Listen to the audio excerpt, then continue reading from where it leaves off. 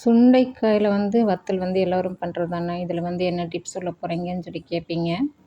சுண்டைக்காய் வந்து உங்கள் செடியிலேருந்து பறிச்சிங்கன்னு வச்சுக்கோங்களேன், இந்த மாதிரி கொத்து கொத்தாக வந்ததுன்னா ஒரு 2 நாளைக்கு எதுவும் பண்ணாமல் அப்படியே விட்டுருங்க. 2 நாள் கழித்து இந்த மாதிரி பிரித்து எடுத்திங்கன்னா ரொம்ப ஈஸியாக வந்து அந்த காம்புலேருந்து பிரிஞ்சு வந்துடும். வேலை உங்களுக்கு சீக்கிரமாக முடிஞ்சிருங்க. அதுக்கப்புறம் வந்து நம்ம தண்ணியில் போட்டு நல்லா அலசிட்டு லேசாக காயம் பண்ணி நம்ம வந்து மோரில் வந்து ஊற வைக்கணும். உப்பு போட்ட மோரில். மோர் கொஞ்சம் புளிச்ச மாதிரி இருக்கணும். அதே சமயத்தில் கொஞ்சம் கெட்டியாக இருக்க மாதிரியும் பார்த்துக்கோங்க. இந்த மாதிரி வந்து லேசாக கட் பண்ணி விட்டுக்கலாம், இல்லைன்னா வந்து குத்தியும் கூட விட்டுக்கலாம்.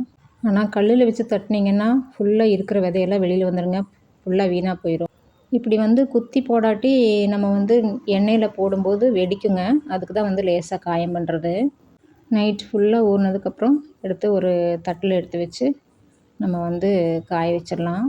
காம்பெல்லாம் எடுத்துட்டு இந்த மாதிரி உங்களுக்கு முழுசாக உங்களுக்கு காய் கிடைச்சாலுமே அதையும் ஒரு 2 நாள் நம்ம எதுவுமே பண்ணாமல் பேசாமல் விட்டுட்டு நல்லா வாடினதுக்கப்புறம் நல்லா கழுவி இந்த மாதிரி கத்தியில் வச்சு லேசாக குத்தி எடுத்தோம்னா உங்களுக்கு ஈஸியாக இருக்குங்க. வேலை சீக்கிரமாகவே முடிஞ்சிடும்.